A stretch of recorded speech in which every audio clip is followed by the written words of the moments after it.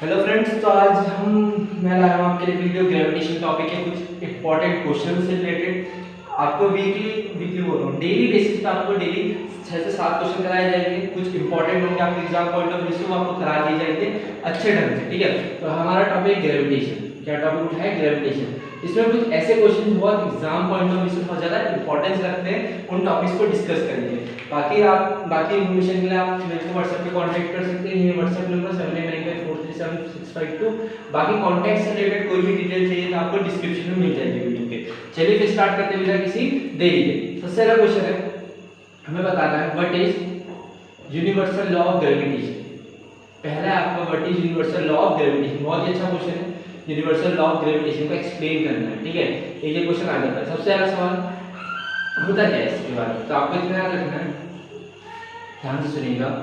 ऐसा बोला गया, the force which attracts two masses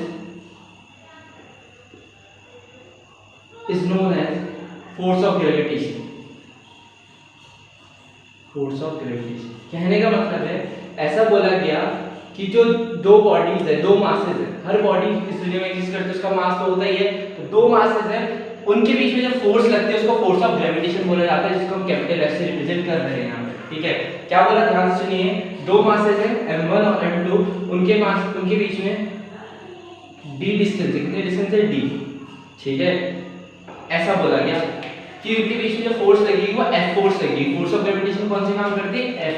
मतलब ये मास इसको कितनी फोर्स से खींच रहा है और ये मास इसको कितनी फोर्स से खींच रहा है। ठीक है, सिंपल सा। तो आपको ये याद रखना है कि पहली चीज तो कि फोर्स ऑफ ग्रेविटेशन क्या होती है, वो फोर्स जो एक मास दूसरे मास पे लगाता है, मास। ठीक है, तो पहली चीज, पहली लाइन इसकी ये है, फोर्स जो होती है वो डायरेक्टली प्रोपोर्शनल होती है m1 * m2।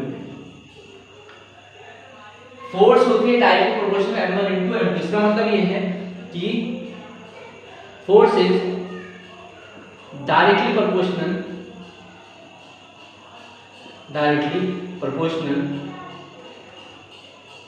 To product of masses. जो मासेस का प्रोडक्ट होगा उसके क्या होगी? डायरेक्टली प्रोपोर्शनल होगी। ठीक है, पहला। दूसरा, फोर्स होगी इनवर्सली जाएगी किसके? इनके डिस्टेंस के स्क्वायर, उसके इनवर्सली होगी। मतलब force is inversely to the square of distance between them. ठीक है, ये बोला न्यूटन ने, ये न्यूटन के लॉ है, तो न्यूटन का है universal law of gravitation, distance between them. ठीक है, न्यूटन का है। ठीक, इस बार तो इन दोनों को कंबाइन करेंगे तो F डायरेक्टली तो ऊपर m1 m2 आएगा, नीचे d² आ जाएगा कंबाइन करके। ठीक है, डायरेक्ट प्रोपोर्शनल का साइन हटेगा, इक्वल आएगा। इक्वल जब भी आता है तो कांस्टेंट आता है, कांस्टेंट। यहाँ पे जो कांस्टेंट है वो कैपिटल G। कांस्टेंट कौन है? Capital G। कांस्टेंट कौन है? Capital G। कैपिटल G को हम बोलते हैं यूनिवर्सल ग्रेविटेशनल कांस्टेंट। क्या बोलते हैं? यूनिवर्सल ग्रेविटेशनल कांस्टेंट की वैल्यू होती है 6.67 × 10⁻⁻11। ठीक है, ये याद रखिए आप, कैपिटल G की वैल्यू। ये होता है न्यूटन का यूनिवर्सल लॉ ऑफ ग्रेविटेशन। दोबारा सुनिएगा, ध्यान से सुनिएगा।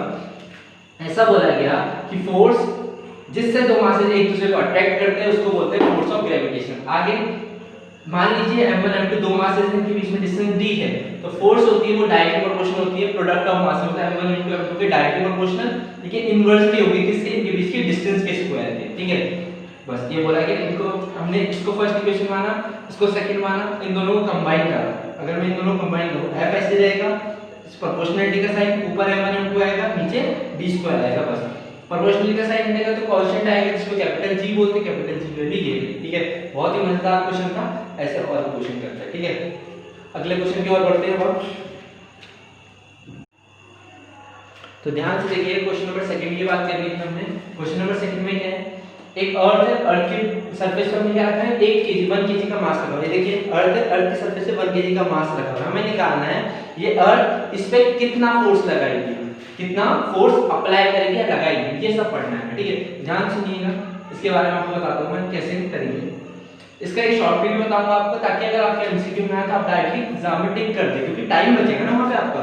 कैसे करना है वो भी आपको समझाऊंगा, उससे पहले आप इसका डिटेल मेथड देखिए। तो चलिए हम लिखेंगे गिवन। गिवन क्या होता है बेसिकली, क्या क्या इसमें क्वेश्चन में गिवन। सबसे पहले न्यूमेरिकल करने का बेसिक तरीका ये होता है, गिवन लिखो। जैसे मास ऑफ अर्थ एम मान लेते हैं, मास ऑफ अर्थ ये कितना है 6 × 10⁻24 kg, ठीक है। रेडियस ऑफ द अर्थ कितना है, ये है आपका 6.4 × 10⁻6 मीटर, ठीक है। फाइंड क्या करना है आपको, फाइंड करना है आपको कैपिटल एफ यानी फोर्स ऑफ ग्रेविटेशन। आप पूरा लिख सकते हैं फोर्स ऑफ ग्रेविटेशन खाली एफ। सॉल्यूशन देखिए जरा ध्यान से देखिए ना, सॉल्यूशन करते कैसे। तो अभी आपको फोर्स का फॉर्मूला बताया था G m1m2/r², ये आपके पास फॉर्मूला है, d बोल लीजिए, ठीक है, d² लिख सकते हैं बिल्कुल सही। तो F ऐसी G मतलब वैल्यू आपको बताई 6.67 × 10⁻11। इससे पिछले क्वेश्चन में बताया कि आपको m1 होता है पहला मास कितना है यानी mass of body 1 kg, mass of earth लगा ली, दो बॉडी अर्थ है और एक वो मास है 1 kg, एक दूसरे पे कितनी फोर्स लगा रहे हैं, तो कितना होता है ये दे रखा आपको मास ऑफ अर्थ 6 × 10⁻24 अपॉन नीचे आएगा 6.4 × 10⁻6 का होल स्क्वायर, ये बनेगा, ठीक है। डिस्टेंस इतनी है, अर्थ की जो रेडियस ऑफ द अर्थ है, देखिए यही तो डिस्टेंस काम करेगी, रेडियस ऑफ द अर्थ आपका क्या करेगा, डिस्टेंस का काम करेगा, यहाँ पे d के बराबर होगा, ठीक है। अब देखिए f यहाँ से आप सॉल्व करेंगे उसको कैलकुलेशन वगैरह कैलकुलेटर वगैरह जिससे भी आप करना चाहे 9.77 न्यूटन आएगा। अगर आपको कोई दिक्कत होती है आप मुझसे पर्सनली पूछ सकते हैं कि ये कैसा है, वरना आपको सॉल्व करने में दिक्कत नहीं होगी ज़्यादा। 9.77 न्यूटन जो कि नियरली आपका बराबर होता है अप्रोक्सीमेटली 9.8 न्यूटन के बराबर होता है अप्रोक्सीमेटली, ठीक है। ये था आपका क्वेश्चन, ठीक। दोबारा सुनेंगे, गिवन है आपके पास मास ऑफ अर्थ गिवन है, रेडियस ऑफ अर्थ गिवन है, आपको फाइंड करना है कैपिटल F की वैल्यू। सॉल्यूशन आपका सिंपल है, F G m1m2/d² मैंने लगाया। हमें निकालना है अर्थ और उस मास के बीच में कितना फोर्स अप्लाई हो रहा है, तो हमने ये फार्मूला अप्लाई करा, सबकी वैल्यू डाली, g की वैल्यू डाली, m1 m2 की वैल्यूज डाली, नीचे डिस्टेंस की वैल्यू डाली। जब आपने फाइंड करा तो आया 9.77 न्यूटन, जो लगभग अप्रोक्सीमेटली 9.8 न्यूटन होता है। आपके ऑप्शन में 9.8 न्यूटन होगा आंसर अगर एमसीक्यू बनता है, ठीक है। तो आपको कैसे करना है ये मैं आपको बताता हूं, इसकी शॉर्टकट क्या है। चलिए शॉर्टकट बताई जाती है आपको, ध्यान से सुनिएगा, ध्यान से, हाँ एकदम। तो सबसे पहले मैं आपसे एक चीज बताता हूँ, एक टर्म होती है 1 kgf। तो मैंने जैसे ऑनलाइन क्लासेस या ऑफलाइन क्लासेस जब पढ़ाई की तो मैंने उसमें बताया था, अगर आपको कोई दिक्कत है आप पूछ सकते हैं। 1 kgf होता क्या है, 1 kgf होता है कि 1 kg की कोई बॉडी है अर्थ की सरफेस पे, तो अर्थ इस पे कितना फोर्स अप्लाई करती है। 1 kgf की डेफिनेशन क्या है, force applied on 1 kg body by earth, कि अर्थ जो है 1 kg की बॉडी में कितना फोर्स अप्लाई करती है। तो 1 kgf किसकी है, 1 kgf की वैल्यू कितनी होती है न्यूटन में, उसकी वैल्यू होती है 9.8 न्यूटन। जिस बच्चे को ये पता है उसका आंसर 2 सेकंड में आ जाएगा। कैसे, देखिए फाइंड करना है आपको फोर्स ऑफ ग्रेविटेशन, निकालना है क्या फोर्स, ठीक है। कितने पे, 1 kg का मास है, मास कितने का 1 kg का, ठीक है। और बॉडी कहाँ की, अर्थ की सरफेस है, ठीक है। तो हमारा यही तो डेफिनेशन है, 1 kgf की डेफिनेशन क्या है, फोर्स जो अप्लाई होती है किस पे, 1 kgf, ठीक है। ये कहना चाह रहा है। तो क्वेश्चन आपको बोल रहा है 1 kg की बॉडी है, इसमें फोर्स निकालो जो अर्थ लगा रही है, और 1 kgf की सेम डेफिनेशन बोल रहा है। 1 kgf जो होता है सीधा 9.8 न्यूटन। क्वेश्चन में आपको सिर्फ 1 kgf वैल्यू पता होनी चाहिए था, आपको क्वेश्चन का आंसर 2 सेकंड में आ जाता है, ठीक है। तो ये इसका प्रो मेथड मतलब इजी, ठीक है, टाइम सेविंग मेथड, ठीक है। तो ये था आपका क्वेश्चन नंबर 2। अब हम बढ़ते हैं अपने नेक्स्ट क्वेश्चन में, क्वेश्चन नंबर 3 की ओर। चलिए देखते हैं अपना question number 2। Question number 2 third में क्या बोल रहा है, क्वेश्चन नंबर 3 में ऐसा बोला, दो मासेस एक m1 है एक m2 है, इन दोनों के बीच की डिस्टेंस d है, दे आर डिस्टेंस अपार्ट, ठीक है। ऐसा मान लीजिए कितनी डिस्टेंस है अपार्ट, ये सबको पता है। ऐसा कि यहाँ से फोर्स का फॉर्मूला क्या आया था, g m1m2/d², ये फोर्स का फॉर्मूला आया था। ये आपका किसका फॉर्मूला, फोर्स का, g m1m2/d², हम पढ़ चुके हैं, ये आप देख सकते हैं। अगर आपने नहीं देखा तो पीछे जाइएगा वीडियो में, आपको दोबारा ये चीज दिख जाएगी, ठीक है। F g m1m2/d², ठीक है। अब करना क्या है, पहले केस में, केस 1 यानी पहला पार्ट क्या बोल रहा है, मासेस को डबल कर, एक मास को डबल कर दिया। तो एक काम करते हैं, इस मास को डबल कर दिया, मतलब अगर ये 5 किलो था तो 10 किलो हो गया। m1 है तो 2m1 कर दिया, 2 से 2 कर दिया, बेसिकली डबल का मतलब है। m2 ऐसी, और डिस्टेंस d ही है, डिस्टेंस को चेंज नहीं कर रहा है, ठीक है। यहाँ से फॉर्मूला क्या बनेगा, देखो force is equal to g, m1 की जगह पहला मास आएगा 2m1 और m2 की जगह दूसरा मास m2 अपॉन d², डिस्टेंस तो सेम है, तो ये बनेगा मल्टीप्लाई करोगे 2g m1 m2 upon d², ये बनेगा मल्टीप्लाई करने में 2 आगे आ जाएगा मल्टीप्लाई।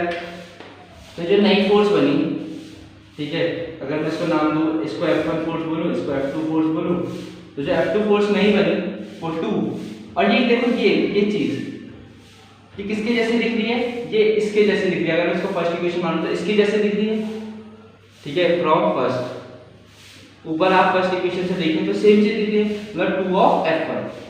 तो ऐसे केस में फोर्स इज डबल, फोर्स क्या होगा यहाँ पर डबल, ऐसा बोला गया फोर्स क्या होगा डबल, ठीक है। ये रहा आपका पहला पार्ट, कुछ नहीं करना आपने, इसमें बोला मास एक मास को डबल कर देना, आपने एक मास को डबल करा, जब आपने वैल्यू रखी तो फोर्स इज डबल आपका आया, बस ये चीज याद रखना इंपॉर्टेंट है। यहाँ पे F1 आया डन, ठीक है। ये रहा आपका फर्स्ट पार्ट। अब हम देखते हैं अपना सेकंड पार्ट। सेकंड पार्ट में भाई साहब बोल रहे हैं डिस्टेंस को ट्रिपल कर दीजिए, मतलब डिस्टेंस और बढ़ा दीजिए। तो M1 M2 are same masses, इनको चेंज नहीं करना है। डिस्टेंस कितनी कर देनी है, बढ़ा देने ट्रिपल, मतलब अगर 10 मीटर थे तो 30 मीटर, ट्रिपल कर देंगे, मतलब 3 से 2 कर देंगे, ठीक है। तो F2 जो नई फोर्स आएगी G, M1 M2 masses will be same, upon distance कितनी आएगी 3d का स्क्वायर। तो F2 G ऐसी, M1 M2 ऐसी, कोई दिक्कत नहीं, ऊपर नीचे 3 का स्क्वायर 9d स्क्वायर, ये सबको पता है। तो इसको लिखने का तरीका ये वाली चीज फिर से क्या हो जाएगी F1, तो फ्रॉम फर्स्ट देख सकते हैं आप, फिर से ये बन जाएगी क्या F1, तो F1 अपॉन कितने 9, तो फोर्स होगी 1/9 टाइम्स, विल बिकम 1/9 टाइम्स, ठीक है। ये रहा आपका आंसर, ठीक है। कितनी होगी 1/9 है, तो 9 का अभी 2 F1 का 2 टाइम्स, ठीक है। ये रहा आपका नेक्स्ट, कुछ नहीं कर रहा है, यहाँ पे डिस्टेंस को ट्रिपल कर दिया, 3d, 3 का स्क्वायर 9 होता है, वैल्यू डाली 9d स्क्वायर, ठीक है। यहाँ पे आपने सॉल्व करा, कितना है फोर्स हो गई आपकी 1/9 टाइम्स, ठीक है डन। अब पढ़ते हैं अपने क्वेश्चन नंबर थर्ड पार्ट की ओर। अगर आपको कोई भी दिक्कत आती है आप पूछ सकते हैं मुझसे दोबारा, हाँ मैं आपको एक्सप्लेन कर दूंगा वाली चीजें, आपको डरने की जरूरत नहीं है। थर्ड पार्ट है, थर्ड पार्ट में मासेस को क्या कर देना है, दोनों मासेस को डबल, तो 2F1, दूसरा मास है 2M2। डिस्टेंस के बारे में कुछ नहीं बोला, तो डिस्टेंस दी है, डिस्टेंस को चेंज नहीं करना, ठीक है। फिर से F2 जो नई फोर्स आएगी वो G, 2M1 2M2 और अपॉन में क्या आएगा d स्क्वायर, 2M1 2M2 और अपॉन में क्या आएगा d स्क्वायर, ठीक है। अब मल्टीप्लाई करेंगे तो 2 2 जा 4, GM1 M2 2 2 जा 4, मल्टीप्लाई करा और ये फिर से ये चीज देखिए, ये चीज किसके बराबर है, फर्स्ट इक्वेशन देखो फिर से ऊपर, हर बार ऐसे आएगा कुछ ना कुछ, ठीक है। बस आपको ऐसे एक्सपेक्ट करना आना चाहिए। F2 4F1 आ गया, तो फोर्स कितनी हो गई, फोर्स हो गई आपकी 4 टाइम्स, फोर्स कितनी हो गई यहाँ पे 4 टाइम्स, तो लिख दीजिए फोर्स विल बिकम 4 टाइम्स। ये रहा आपका ये, ठीक है सॉल्यूशन। इसमें आपको कोई दिक्कत नहीं होनी चाहिए, बहुत ही सिंपल था, ठीक है। बाकी आप समझिए, कोई दिक्कत नहीं होगा, आप मुझसे पूछ सकते हैं, मैं आपका एक्सप्लेन पूरा करूँगा, ठीक है।